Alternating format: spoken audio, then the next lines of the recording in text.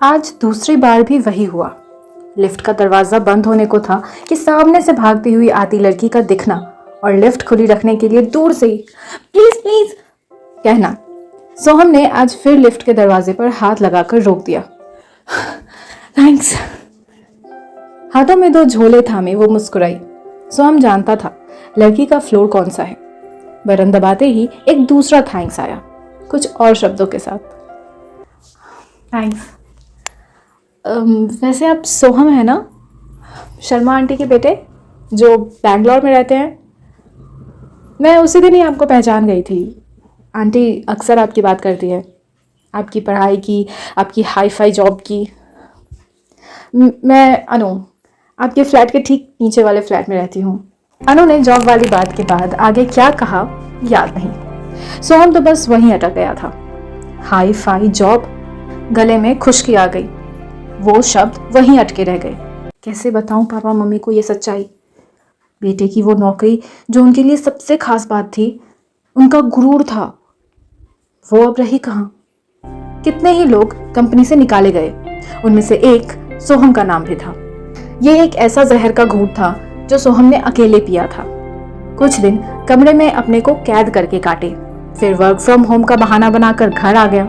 यहाँ भी चैन कहाँ था। माँ परेशान थी रिश्तों की बात करने में, सपने देखने में। देखो ये फोटो, कितनी सुंदर लड़की है, खूब अच्छा पैकेज भी है। माँ ने फोटो सोहम की ओर बढ़ा दी। वो खींच गया था। लोग सैलरी, बिना इन सब के इंसान बेकार है एकदम, बस यही सब मायने रखता है ना? जवाब पापा ने दिया। मायने तो रखता है, बिल्कुल रखता है, तुम खिसिया क्यों जाते हो हर बात पर? सोहम बिना जवाब दिए अपने कमरे में जाकर बैठ गया था, अपने आप को कोसते हुए। क्यों आया था यहाँ? घर में ऐसा क्या था जो खुश होने जैसा था? बातें बोझिल लग रही थी, मौसम उबाऊ लग रहा था, और मन तो जैसे पैर लगाकर भागने पर उतारू था। सोहम ने तुरंत फोन निकालकर अपने फ्लैटमेट को कॉल किया। आज रात ही निकल जाऊंगा, यहाँ कुछ नहीं कहा जा सकता, कोई मुझे नहीं समझेगा, दम घुट रहा है। पहले सोचा था होली मना कर आऊंगा, पर अब लग रहा है त्योहार जैसा कुछ होता ही नहीं। फोन को बिस्तर पर फेंक कर सोहम खिड़की पर आ खड़ा हुआ।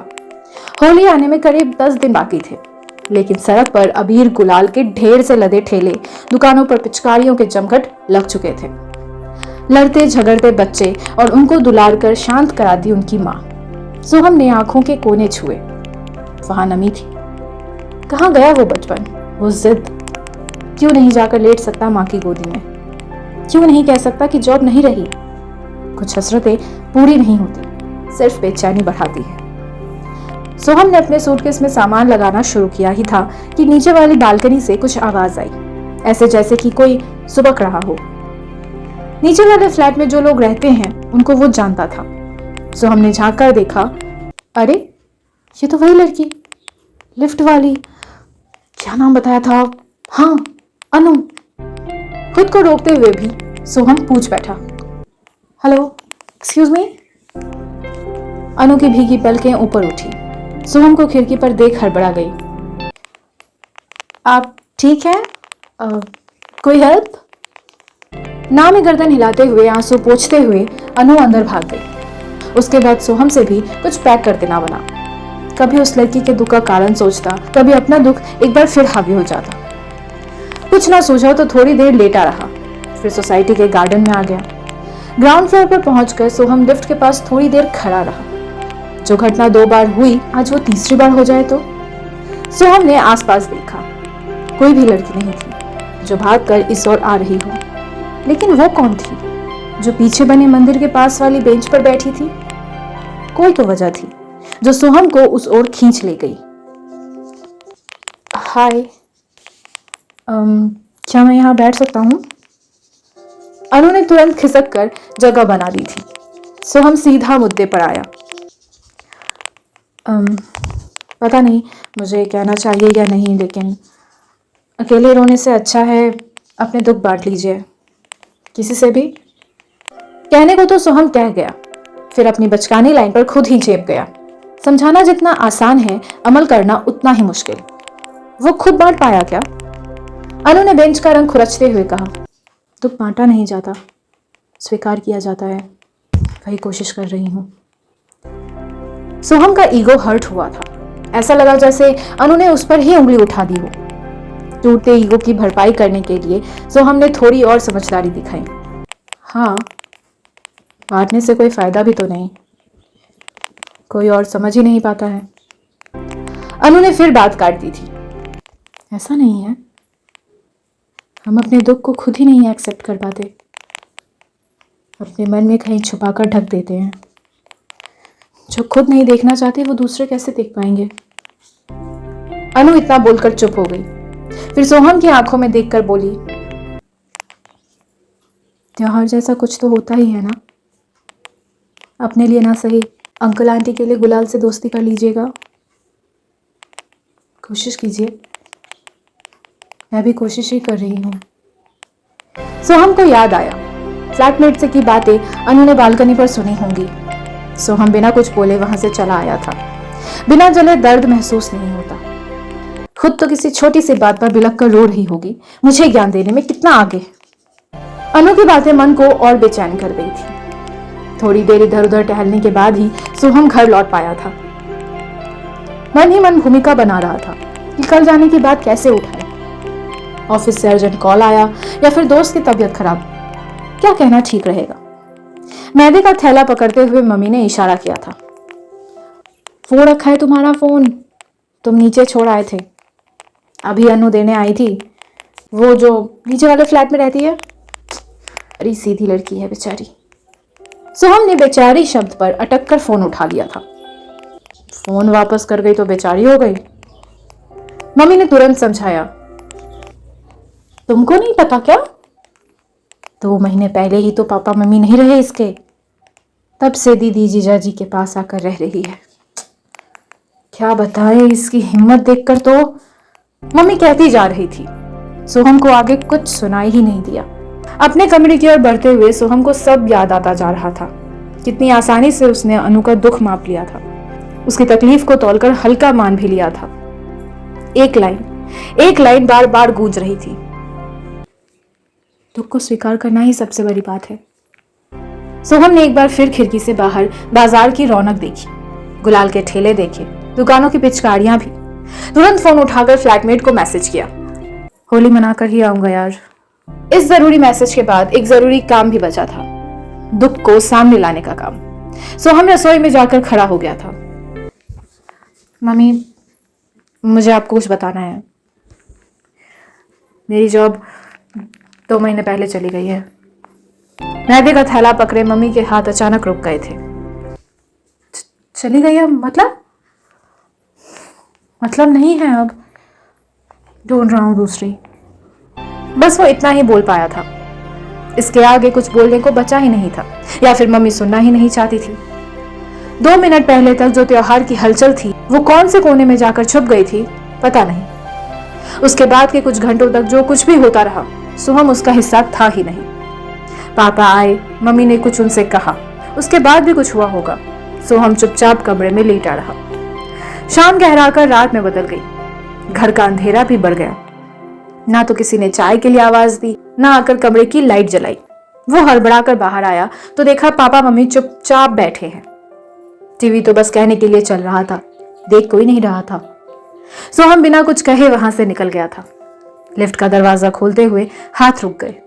सीढ़ियों की ओर रुक किया। जैसे ही नीचे वाली फ्लोर पर आया वही हुआ जो वो चाहता था। सामने का दरवाजा खुला हुआ था और अनु अपनी दीदी के साथ गमले में शायद पानी दे रही थी। सोहम को देखकर जैसे ही मुस्कुराई उसने टोक दिया, रात को पानी नहीं देते पौधों में। पानी नहीं दे रही थी, कोई बच्चा इस पे च्युइंगम खाकर फेंक गया है, वही अलग कर रही थी। सोहम और उसकी दीदी के साथ थोड़ी बहुत बातें हुई। पहले से परिचित थे। सोहम थोड़ी देर और रुकना चाहता था, वहां बात करना चाहता था, थोड़ी देर और घर से बाहर रहना चाहता था। घर जाने के नाम से मन के भीतर कुछ दरक रहा था। काश वो पूरी रात यहीं रुककर इसी तरह बातें कर सकता, अनु से, उसकी दीदी से। अंदर आओ ना, चाय पीते हैं, तुम पहले तो बहुत पीते थे। दीदी की बातें सुनकर सोहम ने हाँ कहने में देर नहीं लगाई। चाय पीते पीते पुराने किस्से खुले, बहुत सी बातें हुई, कहे लगे।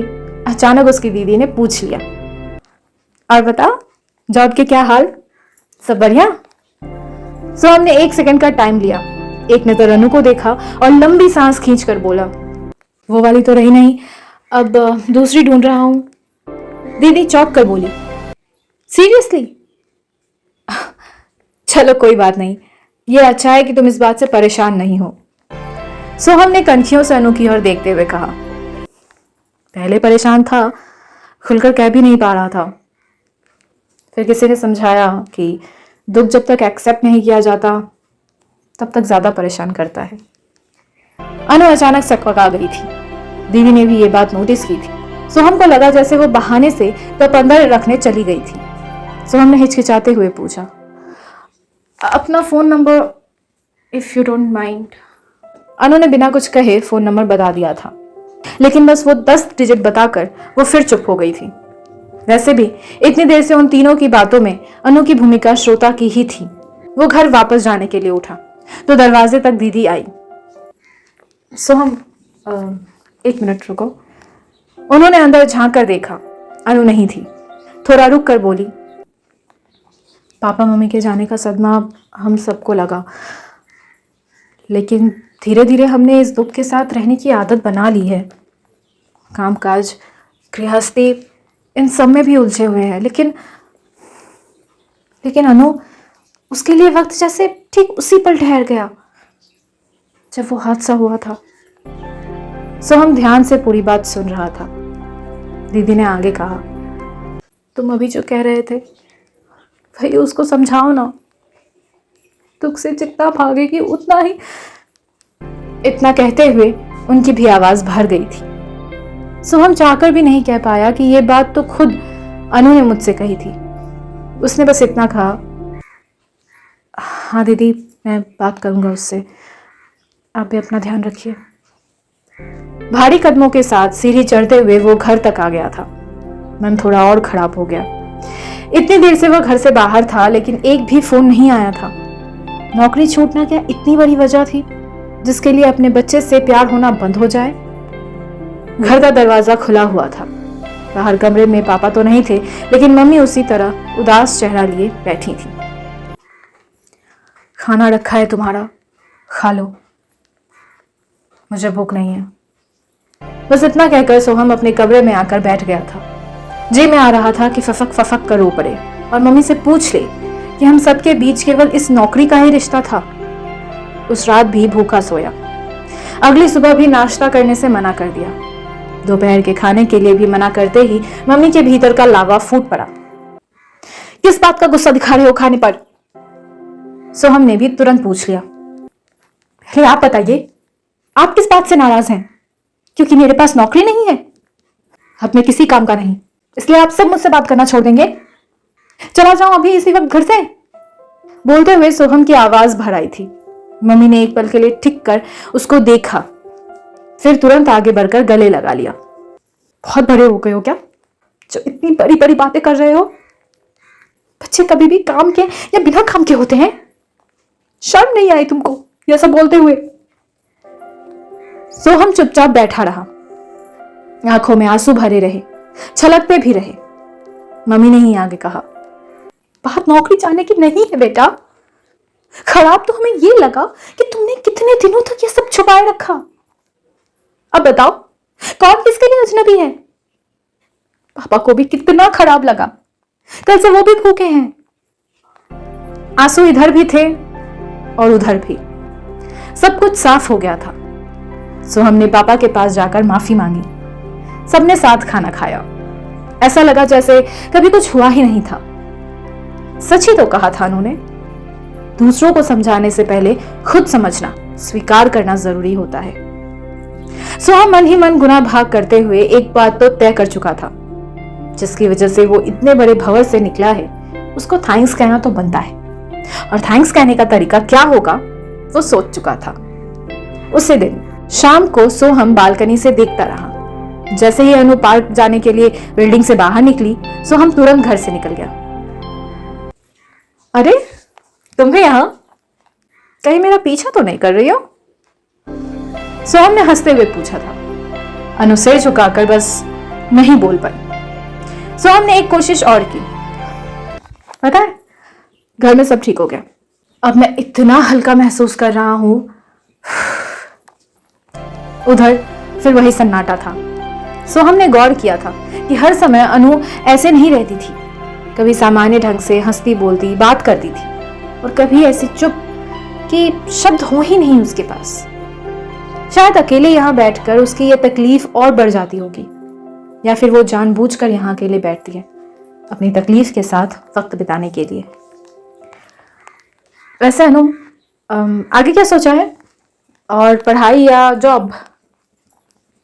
अपना सोचा हुआ कुछ होता है क्या? अनु का सवाल भीतर तक छलनी कर गया था। पता नहीं उसको ठीक करने के लिए या फिर अपनी बात रखने के लिए सोहम कुछ ऐसा बोल गया जो उस वक्त बिल्कुल नहीं कहना चाहिए था। एक बात कहूं अनु, दुख सबके पास होता है, लेकिन अगर उसको पकड़ कर बैठ जाए तो वो धीरे धीरे पत्थर में बदलने लगता है। इतना भारी पत्थर कि जिसको उठाकर 2 कदम भी नहीं चला जा सकता। फिर जिंदगी का सफर कैसे तय करोगी? और फिर ये सही है क्या कि अपने साथ साथ अपने आसपास जुड़े लोगों को भी अपने दुख से परेशान किया जाए?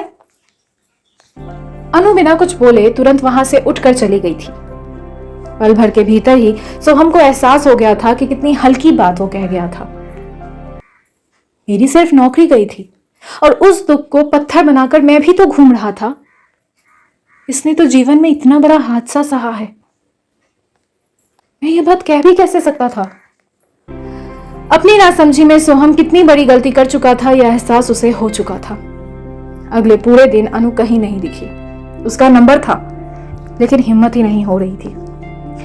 जैसे जैसे होली का त्योहार करीब आता जा रहा था, सोहम को रंग फीके दिखाई देने लगे थे। उसने अपने दिल से पूछा, किस बात की तकलीफ मुझे ज्यादा है?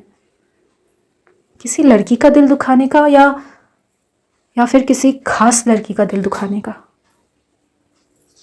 अनु से ना मिलकर, उसको अपने आसपास ना देखकर जो बेचैनी मुझको हो रही थी, इसका कोई नाम था या बस ऐसे ही झिझकते हुए ही सही एक मैसेज सोहम ने कर ही दिया था। आई एम सॉरी अनु, मुझे पता है मुझे तुमसे वो सब नहीं कहना चाहिए था। हो सके तो एक बार फिर मिल लो। जरूरी नहीं कि सोसाइटी पार्क में ही, कहीं बाहर भी हम मिल सकते हैं। अनु मैसेज पढ़ चुकी थी। ब्लू टिक साफ साफ बता रहा था, लेकिन अनु का जवाब ना आना, इसका क्या कारण था? कुछ कह दे, नाराजगी जाहिर कर दे, लेकिन इस तरह चुप रहना सोहम के गिल्ट को और बढ़ाता जा रहा था। कुछ दिन और इंतजार करने के बाद सोहम सीधे उसके घर चला गया था। उसे लगा था कि अनु ही दरवाजा खोलेगी, लेकिन सामने दीदी को देखकर हड़बड़ा गया। हाय दीदी, अनु है क्या? दीदी उदास थी और उनकी उदासी की वजह जानकर सोहम थोड़ा और परेशान हो गया था।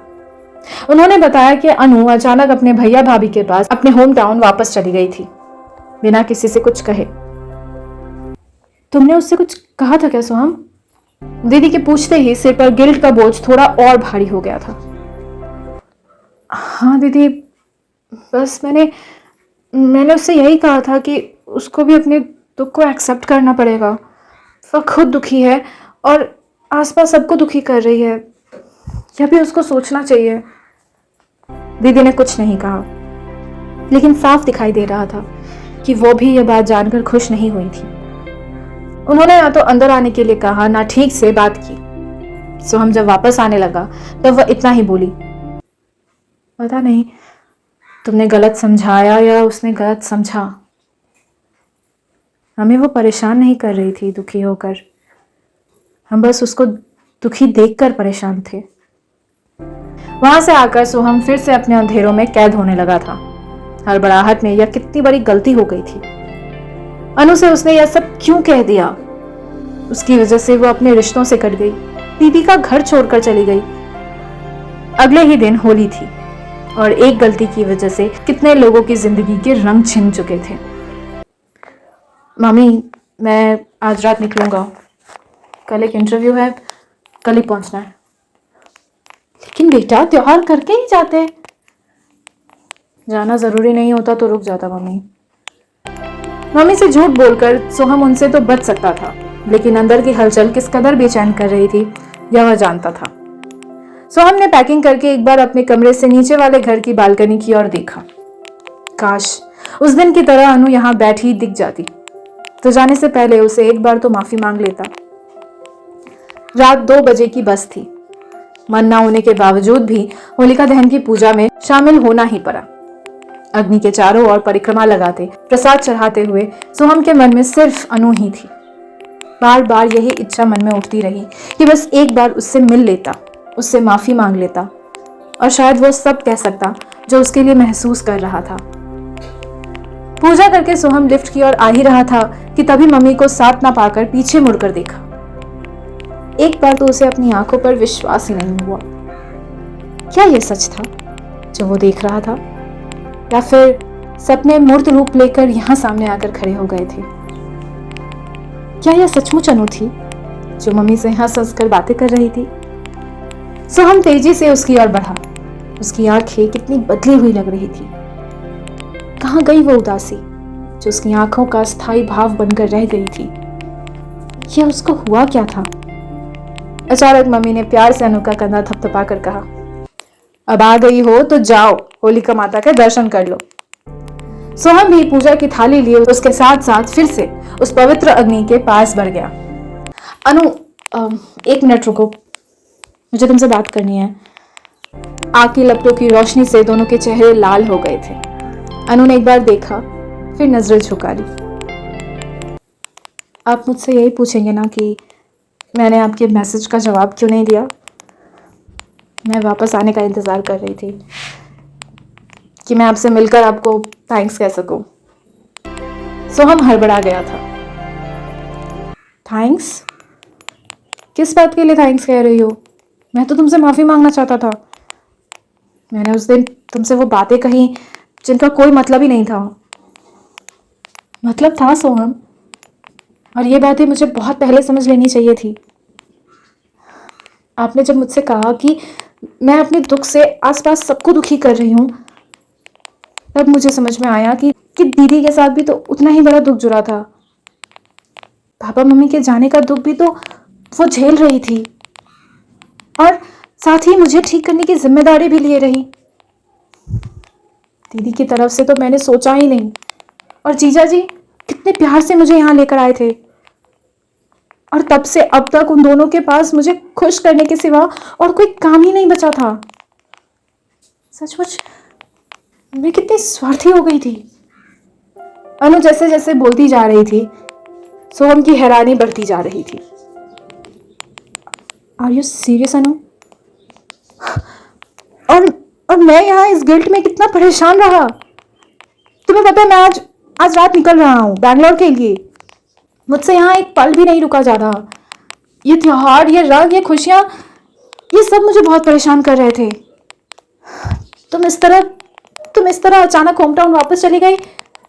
अचानक इसीलिए चली गई कि कॉलेज आकर बात कर सकूं, वहां पर अपना कोर्स फिर से शुरू करने का प्रोसेस पूरा कर सकूं। सोहम गौर से उसको देख रहा था। अनु बोलती जा रही थी, आप सही थे सोहम, मैंने अपना दुख एक्सेप्ट किया है और आगे बढ़ने की भी कोशिश कर रही हूँ। सोहम के दिल में आया कि सामने खड़ी इस भोली भाली लड़की की आंखों में ठहरे आंसू अपने हथेलियों से पोंछ दे, लेकिन नहीं, ये जल्दबाजी होती। अभी तो इस रिश्ते की शुरुआत ही हुई थी। सोहम ने बस इतना ही पूछा, इस कोशिश में मुझे क्या मदद करनी चाहिए अब? अनु ने मुस्कुराते हुए कहा, आज रात की बस की टिकट कैंसिल करा देनी चाहिए पहले तो। और सोहम ने आसपास देखते हुए धीरे से पूछा। अनु ने भी आसपास देखते हुए जवाब दिया, और रंगों से दोस्ती कर लेनी चाहिए। मैंने कहा था ना, त्योहार जैसा भी कुछ होता है। सोहम गौर से उसका चेहरा देखता रहा। कितने सारे रंग अनु के चेहरे पर एक के बाद एक आते जा रहे थे। सोहम ने पूजा की थाली देखी। रोली, चावल और नारियल के साथ ही गुलाबी गुलाल का ढेर भी था। एक चुटकी गुलाल लेकर उसने हाथ आगे बढ़ाया। अनु हंसते हुए चौंकी। कुछ कह पाती उससे पहले ही सोहम हैप्पी होली कहते हुए उसको एक नए रंग में रंग चुका था।